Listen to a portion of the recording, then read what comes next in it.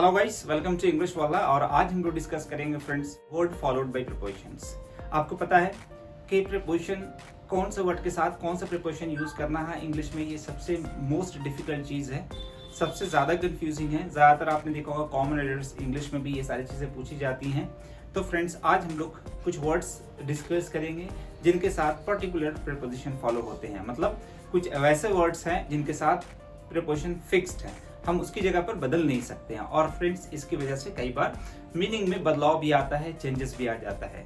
तो वीडियो में आगे बढ़ने से पहले अगर आप चैनल पे नए हैं तो सब्सक्राइब व लाइक जरूर कर लेंगे और बेल आइकन पे जरूर दबा लें फ्रेंड्स, ताकि आपको आने वाली वीडियो का नोटिफिकेशंस मिलता रहे। तो friends let's get going. Guys सबसे पहले वर्ड मैंने लिया है एब्सॉर्ब्ड। उससे पहले देखते हैं वर्ड फॉलोड बाय प्रीपोजिशन, मतलब पर्टिकुलर वर्ड्स हमने आज लिया है जिनके साथ पर्टिकुलर प्रीपोजिशन फॉलो होता है। मतलब फिक्स्ड है कि प्रीपोजिशंस वही फॉलो होंगे जो ये वर्ड फॉलो करते हैं, जो ग्रामर के रूल से इंग्लिश के हिसाब से यूज होता है। तो फ्रेंड्स सबसे पहला वर्ड है एब्सॉर्ब। अब देखिए एब्सॉर्ब के बाद जब भी यूज होगा ना तो फिर यूज होगा इन, एब्सॉर्ब्ड इन। आगे बढ़ने से पहले देखें एब्सॉर्ब जो वर्ड है ये वर्ब है। अगर एब्सॉर्ब्ड कर देते हैं तो ये वर्ड एडजेक्टिव हो जाता है। और गाइस अगर एडजेक्टिव है तो इसके साथ इन प्रीपोजिशन मस्ट है। अगर आप एडजेक्टिव नहीं एज अ वर्ब यूज कर रहे हैं तब तो कोई बात नहीं, फिर आपको प्रीपोजिशन लगाने की जरूरत नहीं है। लेकिन अगर आप एज एडजेक्टिव यूज कर रहे हैं तो प्रीपोजिशन लगाना जरूरी है। अब देखते हैं कि वर्ब और एडजेक्टिव में क्या फर्क होता है। अगर हम एब्सॉर्ब को एज अ वर्ब यूज करते हैं और absorbed as an adjective use करते हैं तो क्या डिफरेंस होता है, इंग्लिश में क्या फर्क पड़ता है, तो वो देखते हैं। एब्सॉर्ब का मतलब सिर्फ होता है जज्ब करना, किसी चीज को सोख लेना, समझना भी होता है अच्छी तरीके से। अब किसी ने बोला कि हाँ I have absorbed this topic, मैं ये टॉपिक समझ चुका हूँ, अच्छे से समझ गया हूँ। तो अब यहाँ पे देखें एब्सॉर्ब दिस टॉपिक। अब मैंने आप देखें यहाँ पे एब्सॉर्ब तो ईडी फॉर्म है, वर्ब की थर्ड फॉर्म है, पास्ट पार्टिसिपल वर्ब की थर्ड फॉर्म है। लेकिन यहाँ पे इसके बाद मैंने कोई प्रीपोजिशन यूज नहीं करा है। डायरेक्टली सेंटेंस क्या बोला मैंने, I have absorbed this topic, मैं ये टॉपिक समझ चुका हूँ। जैसे आपने कहा कि कॉटन पानी को सोख लेता है, cotton absorbs water, cotton absorbs water, cotton जो है पानी को सोख लेता है। अब देखें यहाँ पे कॉटन एब्सॉर्ब्स वाटर, एब्सॉर्ब के बाद कोई प्रीपोजिशन यूज करा मैंने गाइस, नहीं यूज करा। लेकिन यहाँ पे क्या है, एब्सॉर्ब एडजेक्टिव है इसलिए इन होना जरूरी है। जैसे सेंटेंस एक देखते हैं हम लोग, he is absorbed in his study, he is absorbed in his study. अब इसका मतलब यह हुआ कि वह अपनी पढ़ाई में लीन है, वह अपनी पढ़ाई में लगा हुआ है, वो अपनी पढ़ाई में मशगूल है। तो यहाँ पे एब्सॉर्ब्ड के बाद इन प्रीपोजिशन तो हमने फॉलो किया ही, इसका मतलब भी बदल गया। एब्सॉर्ब्ड इन का मतलब कोई किसी काम में लगा हुआ है, लीन है, व्यस्त है, मशगूल है, तो वहां पे हम लोगों ने यूज करा एब्सॉर्ब्ड इन। ठीक है, नेक्स्ट देखते हैं गाइस अशेम्ड ऑफ। अशेम्ड के बाद जब भी प्रीपोजिशन फॉलो करेंगे ऑफ यूज करेंगे। अशेम्ड, ASHMAMED, अशेम्ड, ये सारे वर्ड्स गाइस एडजेक्टिव हैं। अशेम्ड ऑफ का मतलब क्या होता है, शर्मिंदा। अब जैसे किसी ने कहा कि मैं अपनी गलती के लिए शर्मिंदा हूं, मैं अपनी गलती के लिए शर्मिंदा हूं, तो क्या बोलेंगे, I am ashamed of my mistake, I am ashamed of my mistake, मैं अपनी गलती के लिए शर्मिंदा हूं। अब देखें यहाँ पे अशेम्ड के बाद प्रीपोजिशन क्या यूज करा गया, ऑफ। ये चीजें फिक्स्ड हैं। I am ashamed of my mistake, जैसे कहते हैं ना, अरे आपको अपनी गलती के लिए शर्मिंदा होना चाहिए, you should be ashamed of your mistake. Be क्यों यूज करा हमने शुड के बाद में, क्योंकि एडजेक्टिव है ये वर्ड सारे। और एडजेक्टिव शुड के बाद हमें क्या चाहिए होता है, वर्ब की फॉर्म चाहिए होती है, तो उसकी जगह पर हमने बी रखा है। जैसे मैंने कहा कि आपको अपनी गलती के लिए शर्मिंदा होना चाहिए, तो यहाँ सेंटेंस क्या बोलेंगे, you should be ashamed of your mistake, आपको अपनी गलती के लिए शर्मिंदा होना चाहिए। अब देखिएगा इस अशेम्ड एडजेक्टिव है तो यहाँ पे शुड के बाद बी यूज करा एज अ वर्ब। तो खैर वो चीज तो बाद में देखेंगे हम लोग। यहाँ पे ये देखना है कि अशेम्ड के बाद जब भी प्रीपोजिशन होगा तो वो क्या होगा, ऑफ होगा। अशेम्ड ऑफ, अशेम्ड टू नहीं हो सकता है, अशेम्ड इन नहीं हो सकता है। ठीक है, नेक्स्ट देखते हैं अकॉर्डिंग टू। अकॉर्डिंग टू तो पता ही होगा आपको, अकॉर्डिंग टू का मतलब क्या होता है, के अनुसार, के मुताबिक, जैसे कहते हैं ना, उसके हिसाब से, उसके मुताबिक अभी 2:30 बजे हैं, तो आप क्या बोलेंगे, according to him it is 9:30, it is 9:30 या इट इज 9 o'clock, ऐसे भी कह सकते हैं, इट इज 9 o'clock, मतलब उसके हिसाब से अभी 9 बजा है, वह कह रहा है कि अभी 9 बजा है। तो अकॉर्डिंग टू का मतलब के मुताबिक, के अनुसार, किसी के अनुसार, किसी के मुताबिक। अकॉर्डिंग टू का मतलब क्या हुआ, किसी के अनुसार। तो यहाँ पे अकॉर्डिंग टू यूज करते हैं। नेक्स्ट देखते हैं गाइस, अमेज्ड। अमेज्ड के बाद प्रीपोजिशन जब भी होगा वो होगा at. Amazed at. Amazed at का मतलब क्या होता है, हैरान। थोड़ा इस लाइन को हटा देते हैं पहले।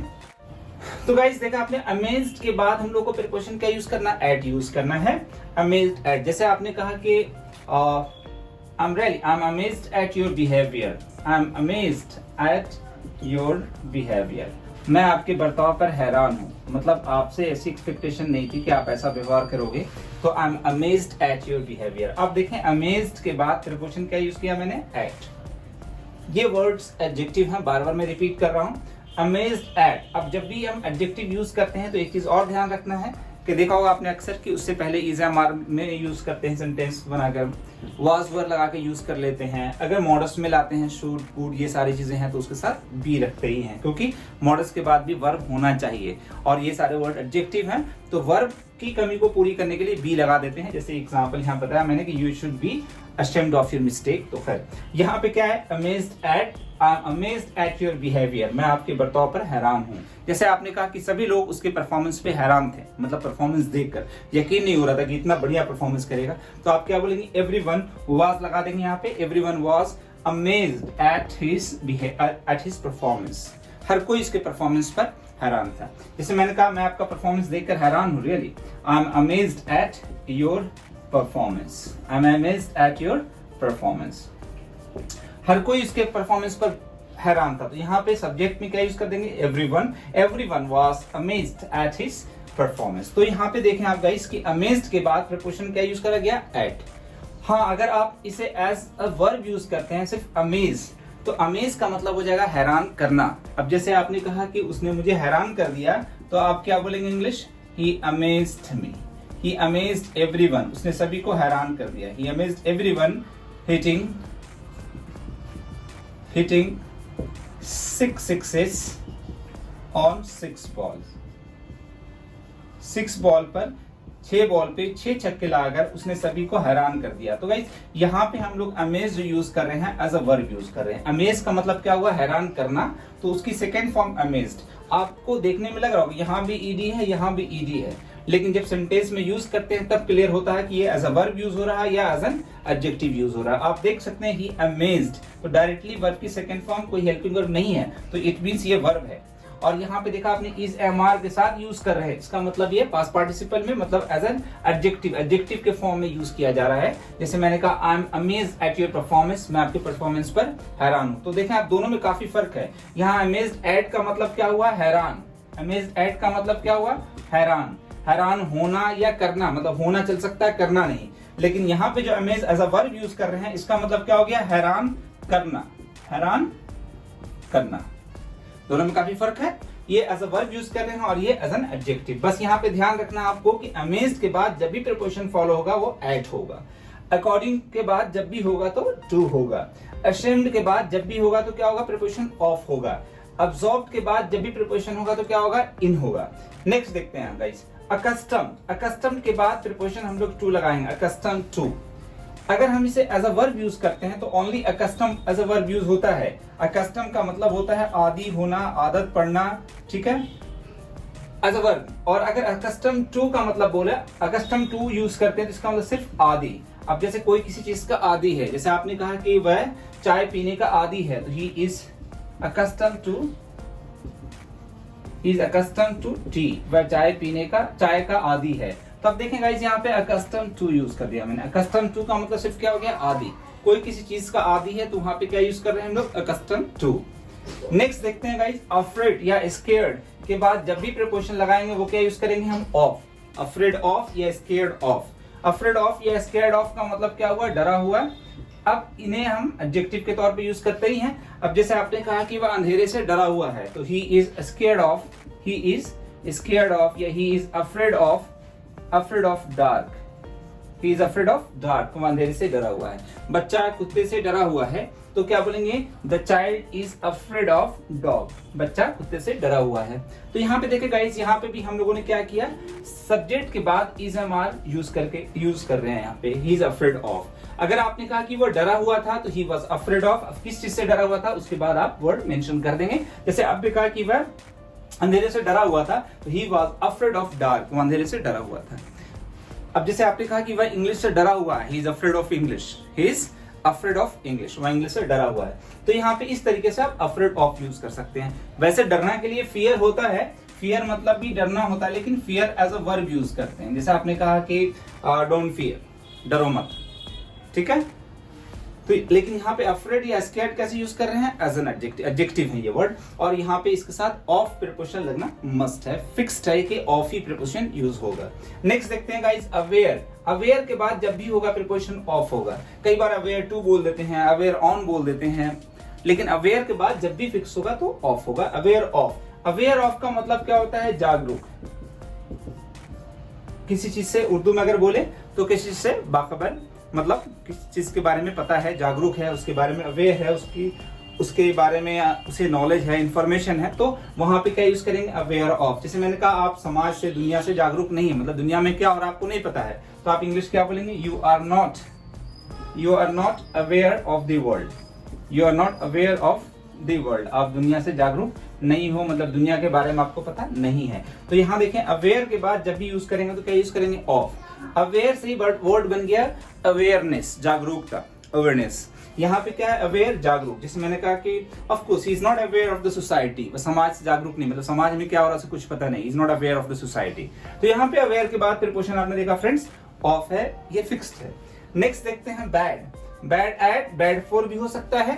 बैड एट देखते हैं पहले। जैसे आपने कहा कि, मैंने कहा I am bad at chess, मतलब मैं चेस में बुरा हूं, मुझे चेस ठीक से नहीं आता है, चेस मुझे खेलना नहीं आता, मैं चेस में बहुत बेकार हूं, बुरा हूं, तो मैंने कहा I am bad at chess. तो यहाँ पे बैड के बाद क्या यूज कर रहा हूँ, एट, मतलब किसी चीज में, किसी टॉपिक पे, किसी गेम में, किसी सब्जेक्ट में, तो वहां पे बैड एट यूज करेंगे। इसी तरीके से गुड एट यूज करते हैं, गुड एट। जैसे आपने कहा कि he is good at English, he is good at English, वह इंग्लिश में अच्छा है, मतलब उसकी इंग्लिश अच्छी है, वह इंग्लिश में अच्छा है। या कह सकते हैं he is good at cricket, he is good at cricket, वह क्रिकेट में अच्छा है। He is good at maths, वह मैथ्स में अच्छा है, मतलब उसकी मैथ्स अच्छी है। तो यहाँ पे आप देखें कि गुड के बाद क्या यूज कर रहे हैं हम लोग, प्रीपोजिशन एट यूज कर रहे हैं, और बैड के बाद भी क्या यूज कर रहे हैं, एट यूज कर रहे हैं। लेकिन गाइस बैड के बाद फॉर भी होता है जब हेल्थ की बात होती है, ठीक है। जैसे आपने कहा कि it's not good for your health, it's bad for your health, ये आपकी हेल्थ के लिए बुरा है, it is bad for your health, ये आपकी हेल्थ के लिए अच्छा नहीं है। जब हेल्थ की बात आती है, ठीक है, तो वहां पे बैड के बाद क्या लगाते हैं, फॉर लगाते हैं, और गुड के बाद भी क्या यूज करते हैं, फॉर यूज करते हैं प्रीपोजिशन। जैसे आपने कहा कि ये आपकी हेल्थ के लिए अच्छा नहीं है, तो आप इंग्लिश क्या बोलेंगे, it is not good for your health, it is not good for your health, ये आपकी हेल्थ के लिए अच्छा नहीं है।